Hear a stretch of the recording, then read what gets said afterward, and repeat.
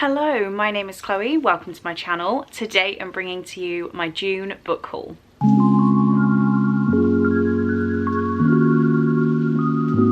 So obviously we had another big book haul for June, 25 books, not all of which add to my physical TBR and some of which I have already read. So it's going to be a long video, so let's just jump right in.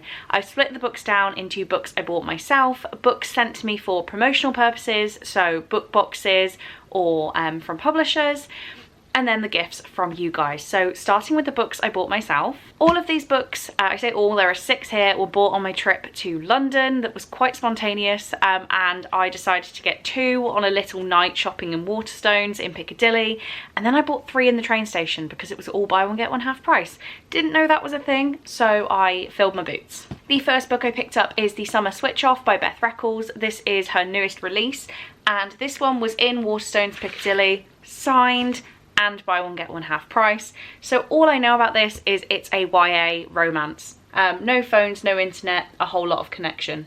If you're unaware, Beth Reckles, did I say Reckles? It's Reckles. Beth Reckles is the author of the Kissing Booth series. So I was quite intrigued to pick up her new book and see what we're doing outside the world of the Kissing Booth. I then have the new Sarah Bernard, which is, I keep saying Sarah Bernard. What? I've been pronouncing these people's names wrong for so long. This is Where the Light Goes, and this is apparently much easier to read than I thought. There's a lot of mixed media, but this is about a superstar called Lizzie, who is a bit of a Hannah Montana situation. So Lizzie's real name is Beth, and Beth's sister is Emily. Beth takes her whole life and all the light in the world disappears. Did I say Emmy? I meant Emily. Oh my god, I can't do names this morning.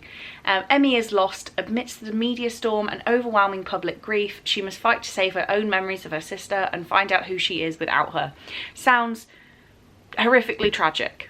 Let's enjoy it. So those are from Waterstones. From the train station, we have How to Kill Men and Get Away With It by Katie Brent. I've not looked into this too much. It's giving me Sweet Pea vibes by CJ Scoose, which can only be a good thing. Looking forward to it. The School for Good Mothers by Jessamine Chan. I've heard amazing things about this since picking it up.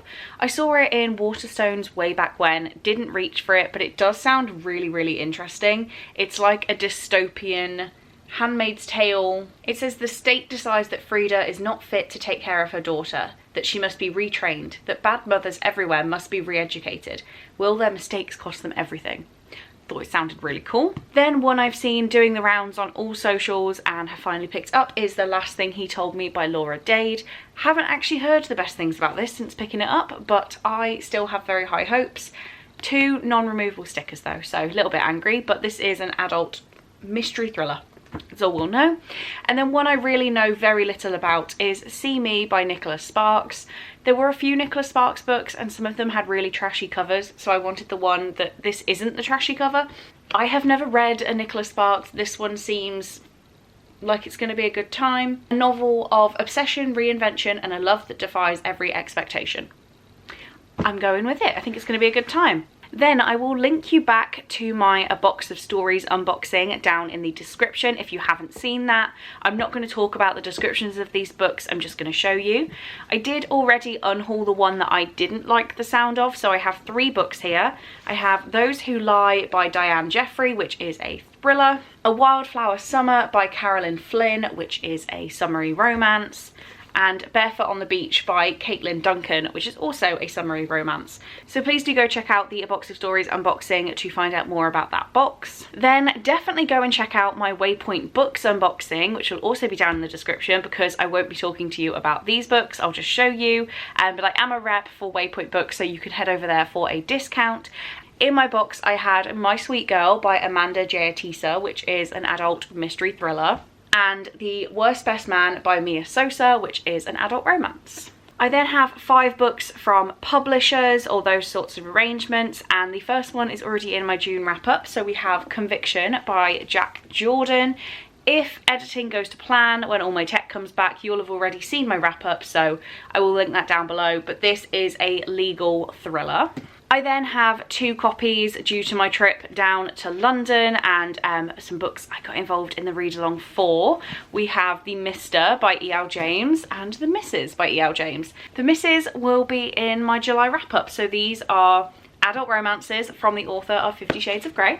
We then have a release from Hodder Children's, and that is Shitbag by Zena Knox. And I really need to get to this one soon. I'm hoping it will be in my July wrap up. This is a YA contemporary about a girl with a temporary ileostomy bag on her stomach, and she gets sent off to a poo camp for kids with bowel disease to bond, and I think it's going to be a really funny time. Funny but moving at the same time. So this one comes out on, well, it came out, I'm sorry, on the 22nd of June. And then we have one from Waypoint Books, which is Family of Liars by E. Lockhart.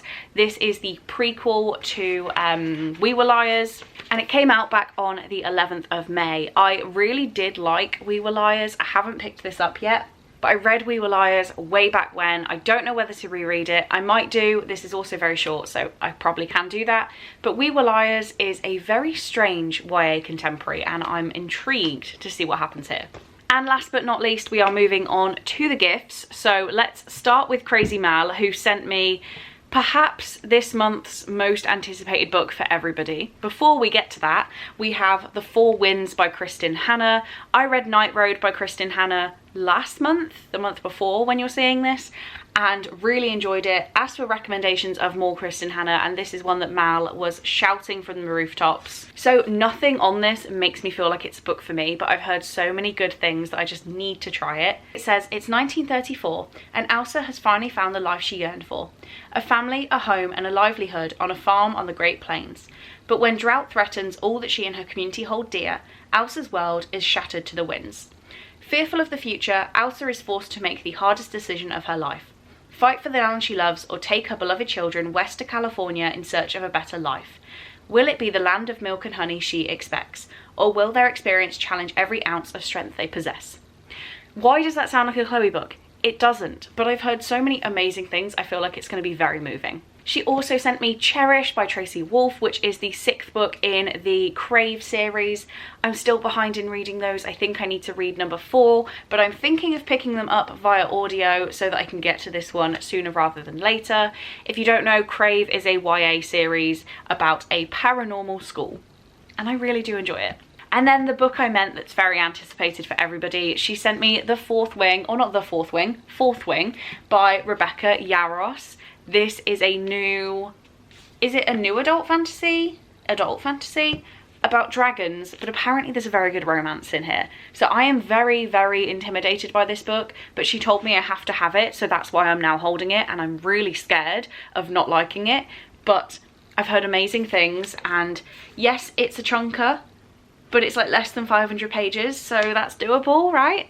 I'm so scared. Next up, we have a gift from the lovely Rachel, which was for hitting 3K, and her note was so adorable. It is someone I used to know by Paige Toon. I read Only Love Can Hurt Like This last month and loved it, and Rachel was so scared for me to read another of her favourite authors because I always accidentally trash them. So I was scared to read another. She recommended this one, and here it is at my house. I hope I love it, Rachel. I really do. I haven't looked too much into the back of this one. I don't want to. I want to be quite, you know, kept unawares. Okay, I'm looking into it. I don't want to look into it. Hopefully I love this as much as Only Love Can Hurt Like This. I now have 2 gifts from the lovely Laura, one of which I should have hauled a very long time ago, and for whatever reason it didn't make it into a haul until June, but we have Nothing Left to Burn by Heather Easel. This is a YA contemporary about a fire? Yes, the California wildfires. Over the next 24 hours, Audrey wrestles with the possibility of losing her family home. She also recalls easy summer days with Brooks, the charming, passionate but troubled volunteer firefighter who is just as enthralled by her. But as secrets from Brooks' dark past come to light, Audrey can't help but wonder if there's danger in the pull she feels, both towards this boy and towards the fire burning in the distance. I have wanted this book for, I kid you not, the longest time. If you open my Goodreads Want to Read, it is on the first page, sorted by date, so I really need to get to this soon because I've wanted it for the longest time. She also sent me Falling Hard for the Royal Guard by Megan Clawson, and I wasn't that bothered by this, but I was seeing it everywhere, and it was about the time I booked my tickets to go down to London, so I decided I had to have it. Laura's even said it's a cute, fun read, plus who doesn't love a man in uniform? And this is about, what's her name? Maggie, who lives in the Tower of London, and she has a chance encounter with Royal Guard Freddie, which forces Maggie to admit that she isn't ready to give up on love just yet. But how do you catch the attention of someone who is trained to ignore all distractions? And I think this is going to be really, really good. Apparently there's a lot of her own life thrown in here, so I have high hopes. We then have a lovely gift from Dilvy, which was Two Wrongs Make a Right by Chloe Leese. I kid you not, what intrigued me about this was the woman on the cover with the full sleeve of tattoos. I thought that was different. This is opposites become allies to fool their matchmaking friends in this swoony reimagining of Shakespeare's beloved comedy, Much Ado About Nothing. And this was a little gift to say thank you for everything I do for the community, which is just the sweetest thing in the world. So thank you so much. I'm really excited to read this one. And really, I think all we need to know is it's an adult romance, and I'm sure it's going to be a good time. Then we have two very different gifts from the lovely Claire over at Books and Ink. She first sent me We Spread by Ian Reid. She said it was her favourite read of 2022 and she sobbed her heart out. It's a very short book and it's all told in prose, which is interesting because I don't normally read like that.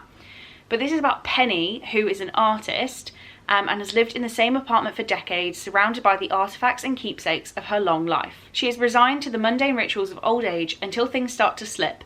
Before her longtime partner passed away years earlier, provisions were made, unbeknown to her, for a room in a unique long-term care residence where Penny finds herself after one too many incidents. And I just cannot wait to cry because I feel like I'm going to cry at this. And then the final book on this haul, and perhaps the most random and oh my god I need to film everything that happens in this book, is Satan's Affair by H.D. Carlton. So this is the author of Haunting Adeline, which everyone's gone crazy for and I am planning to do a reaction to. But this one is very tiny and it is about a circus. It says, every Halloween, Satan's Affair will come to you. We travel the country offering terrifying haunted houses, thrilling rides and the tastiest food. And with every passing town, I cleanse this world one execution at a time. I hide within the walls, casting my judgment for those that reek of evil, singing lullabies to their rotting souls. Once you've been chosen, there's no escaping my henchmen. They cater to my every desire. You can run and you can hide, but it only excites me. Come, take a walk through my dollhouse, where your screams will blend and your cute little pleas will go unanswered. But I can't promise it'll all be over quickly. I feel like I need to read this tonight. I don't feel like I can put this off anymore. So that is my book haul for June. I am going to stop talking because this is going to be a long one. But thank you so much for hanging out. If there are any books here that I need to read right this second in this stack, then please do tell me and I will be jumping on them. But with all that being said, thank you so much for watching. I really do hope you enjoyed and I will see you in my next one. Bye.